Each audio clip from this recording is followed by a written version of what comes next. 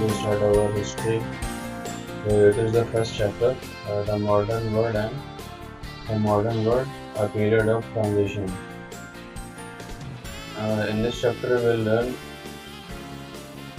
the transition period. Okay, when the modern world period is started. So, what are the learning targets of this chapter? Renaissance. Okay, I'll explain you. Exploration and discovery, Reformation and Counter-Reformation, Industrial Revolution, Imperialism. So these are important words: Renaissance, Reformation, and Industrial Revolution. These are very important words. So be attentive. So here the chapter is starting in Europe. The modern period started in the 15th century with changes in all directions: social, religious, and political. The three great movements of this period were Renaissance, Reformation, and Revolution. The Renaissance was the rebirth of learning. The Reformation was a revolt against the Roman Church and the authority of Roman Pope. Revolution was the political struggle of the bourgeois or middle class to control the kings and limit their powers. Okay, so in this chapter, the modern world, when the modern world started in the Europe, modern period started in the Europe during the 15th century. So, what were the three movements of this period? About the Renaissance, Reformation, and Revolution. So, Renaissance is a French word. Okay, the meaning of this word is rebirth of learning.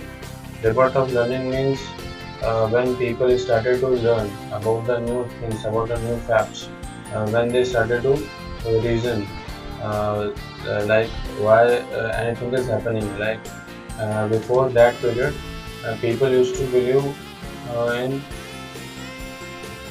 divine consequences. Like if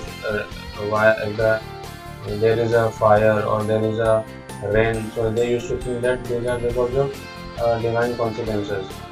But after getting the knowledge of these things, when they started to observe those things, so this moment is known as a Renaissance. And they developed their reasoning ability. They started to question the things, and after that Reformation. What was the Reformation? Reformation was the revolt against the Roman Church and the authority of the Roman Pope. So this is also very important because during Reformation, people started to question on the authority of the Pope. They started to question that why these popes used to preach the teachings which were not not in the parallel of the Christianity. Okay, these teachings were against the Christianity, so the people started to question on those teachings which the Pope were spreading during those periods. And the main reason of there were various types of inventions were taking place, like printing press. After the printing press, they used to produce books in a large amount. They used to print Bible. Bible was the first book they printed in the printing press. So the people started to read Bible. So after reading, they got that the teachings which were spreading by the Pope were totally against the teaching of the Bible.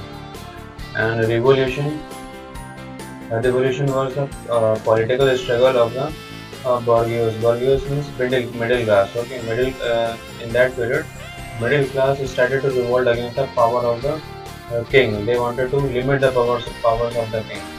So these were the three movements were taking place during the 15th century. Okay, what were this? Renaissance, Reformation, and Revolution. And To study the history of this period, we have both primary and secondary source of history. So, how we get the knowledge about this period? So, uh, we have basically two sources of study. First is primary source, and second is secondary source. Primary sources are those sources which are the like books, like official records, like monuments, which is directly related to that period. Okay. Primary sources including the original documents. Original documents means the documents which were made on that period during the by these people. Official records, literary works, work of art, archaeological monuments, and artifacts. So these are the primary source. What are the secondary source? Secondary source are the books, reviews, reports, and articles written by historians. Basically, the secondary source. Like if you are studying this book, so this is a secondary source of knowledge. Okay.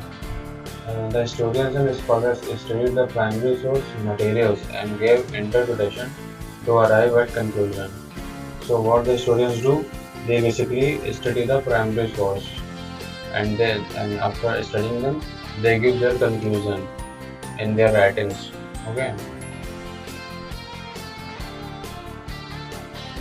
During the end of 14th century, we see a moment of change beginning to take place in Europe. The period of the Dark Ages was now almost over, and a new movement known as the Renaissance had started. So, what was the Dark Age? Actually, here it is given. The period in Europe between the fall of the Roman Empire. The Dark Age was that when there was no uh, Roman Emperor, okay, and the Middle Age. So the period of Dark Age is this 500 to 1100 CE. This is the period of Dark Age. Okay, and when the Dark Age was getting over, then the movement of Renaissance was started. Renaissance, okay, means rebirth of knowledge. The word Renaissance means rebirth of revival of art, literature, and learning. There was a revival of interest in the ancient civilization of Greece and Rome. The Renaissance started in Italy. The foremost reason behind it was that Italy was the headquarters of the Pope. It largely have been maintaining classical learning and literature. So Renaissance was started in Italy because that was the headquarters of the Pope and also was the center of learning. So it helped to start the Renaissance in Italy.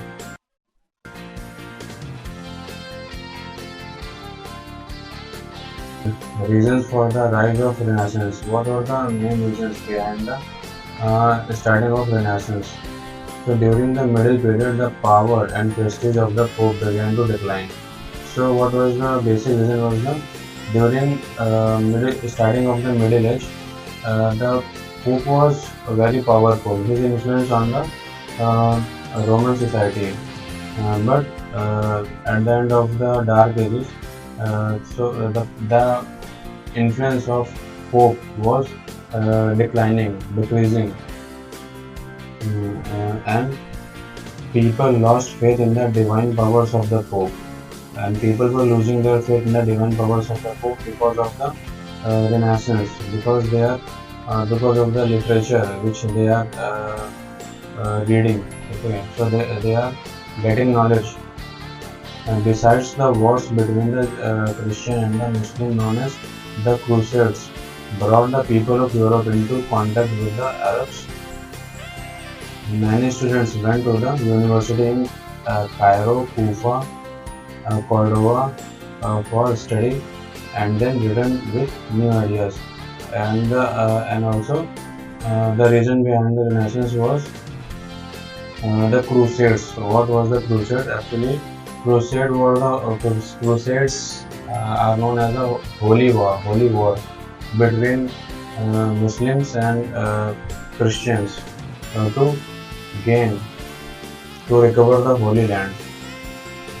Uh, okay, so because of the Crusades, Christians came in contact with the Muslims, especially in Roman people. They came in contact with the Arab, and also they got influenced by the Arabian culture, they also got the idea of university from the Arab, from the Muslims, the students from and the student went to the universities of Cairo, Kufa, Cordoba, and studied there, and they returned with the knowledge, with great knowledge, which also expanded their reasoning ability.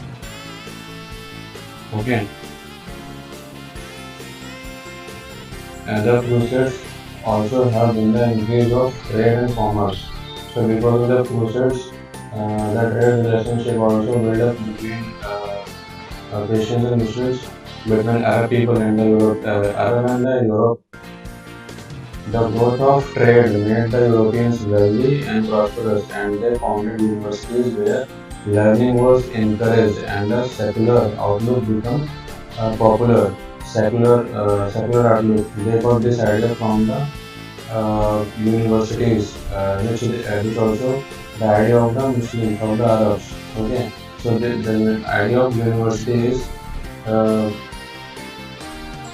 taken from the Arab people. So because of these process, uh, the European people got benefited in many ways. Like they got the idea of universities, they get benefited in their commerce, in their trades. They also got uh, learning of the environment because of these universities. So new universities was made in the Europe as a center of learning. The fall of Constantinople into the hands of Turks was another major event during this period. The Greek and the Romans fled to various parts of Europe along with their valuable literature. These scholars were largely welcomed in Italy. They created a spirit of learning and knowledge which enlightened people to great extent. So, after the fall of the Constantinople, actually Constantinople is the uh, capital of King Constantine. Okay. So Constantinople is the name given after the King Constantine. So when the Turk uh, when the Turk overcome the Constantinople when they defeated the Romans. So after that, the Greeks and the Romans fled to various parts of the Europe. Okay, they left Rome and fled to the various parts of the Europe, and they also welcomed in Italy. So there they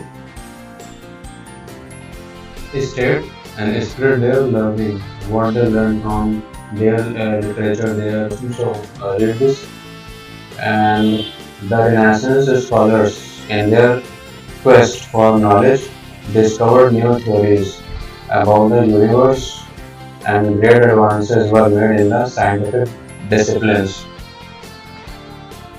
So the scholars of Renaissance, as the Renaissance movement was taking place, so these scholars were uh, gaining new knowledge because of their curiosity to know more about the universe, to know more about our atmosphere. So, knowledge discovered new theories about the universe, and great advances were made in the scientific disciplines. So, during this period, there were many inventions also were made, like Marinier compass, paper, printing press, gunpowder. These were the inventions of their uh, knowledge for the quest. The introduction of the printing press to Europe along with the use of paper, created a revolution in learning in Europe. So, uh, the invention of printing press and paper also increased the speed of Renaissance, because after the printing press, books were uh, printed in a large amount. So books were available for everyone to study, to read. So after reading these books, they increased their reasoning ability. They started to learn to facts about the universe, about their atmosphere, which was not available before. So also they also challenged the religious belief of Roman people. People now began to question belief of religion, science, and society. This gave birth to the spirit of inquiry. So they started to question everything what they were used to uh, teach by these Roman Catholic Church. People started believing in observation and experimentation before arriving at conclusions. It largely encourages the power of reasoning. So before uh, believing on anything, they started to question, they started to know the facts, that it is true or it is just only a observation. Okay, so they started to know the fact behind the things. Like if there is uh, raining, so why it is happening? Okay, so they started to know the reason behind anything, why the thing is happening, why there is sun, why there is moon, what is the solar system. Okay, so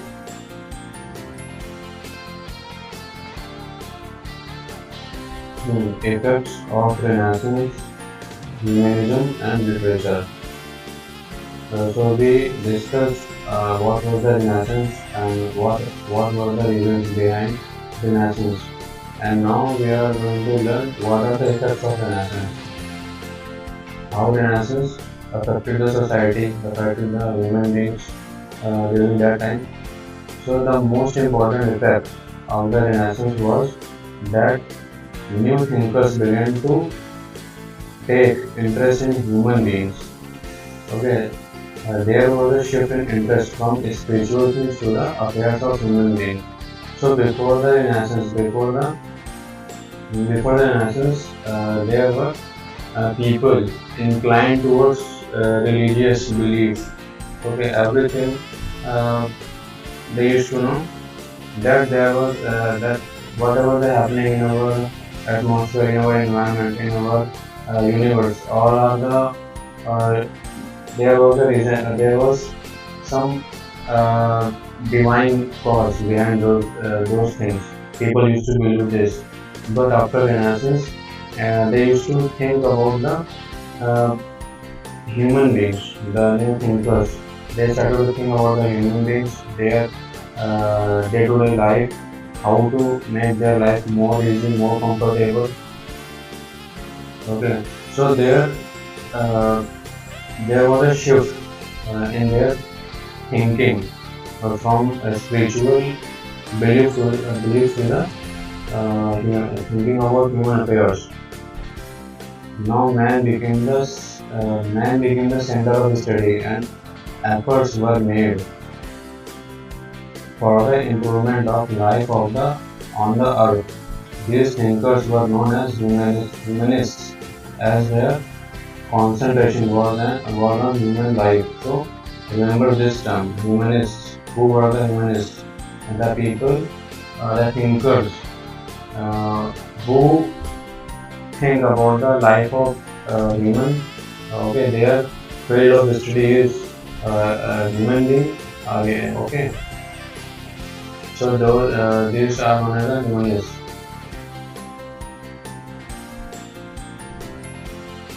And before that period, what was their center of study was religion. Okay, Another significant feature or effect of the Renaissance was the growing interest in literature. And also another effect of Renaissance was the people started taking this interest in literature. They started reading new books because books were available because of the invention of printing press. The humanists studied literature and history and were no longer interested in the study of philosophy and religion. So when the books were printed in a large amount, on a large number of subjects, so the thinkers, so the people started to read on the various subjects. Before that period, they only used to read about the religion and philosophy, but after that there were books available on various subjects. Humanism, first of all, developed in Italy, and from here it spread on other parts of Western Europe. So, Italy was the first place where humanism was developed. Uh, Francisco, Patriarch, Dante Alighieri, and Erasmus were some of the famous humanists. So remember these names. These were the first humanists. Okay, these were first. Patriarch criticized the society during that period. So during Patriarch criticized the society because their work, their thinking was against the human life because it was the center of their work, their thinking was religion. So that so Patriarch criticized that idea of the society. Erasmus Augustinus, in his famous book In Praise of Folly, criticized the corrupt belief and practices of the church which upset the clergy. So as we know that during the in the starting of the Middle Age and before that period, Pope has enormous power in the Roman society. Erasmus criticized that thing, the power of Roman Pope and belief in Roman Catholic Church on the basis of their uh, false teaching during this period. He pointed out that human beings are basically good, although they often accepted foolish ideas. And Niccolo Machiavelli in his book The Prince gave a new The Prince is a book of Niccolo Machiavelli. Okay, so in this book he gave a new concept of state and the art of governing or politics. So in this book he has given the idea of how to state and politics should be governed. He thought of a state as being independent and supreme, and one in which political matters are separate from religion. So he had given in this book that state is the apex of a society, and it should be separated, and political matters should be separated from the religion. So he had given this idea at that in the 15th century, and now on his ideas, and we are following now as we read in our preamble of Constitution that India is a socialist and secular state. Okay, so secular means where no interfere of religion in the political matters. Every religion, all the religions are equal. Secularism means there is every religion are equal. Okay, and political affairs are separated from these religious matters. So this is secularism which we are following in our society at the present time. And William Shakespeare, a poet and dramatist, dealt with the thoughts and feeling of man.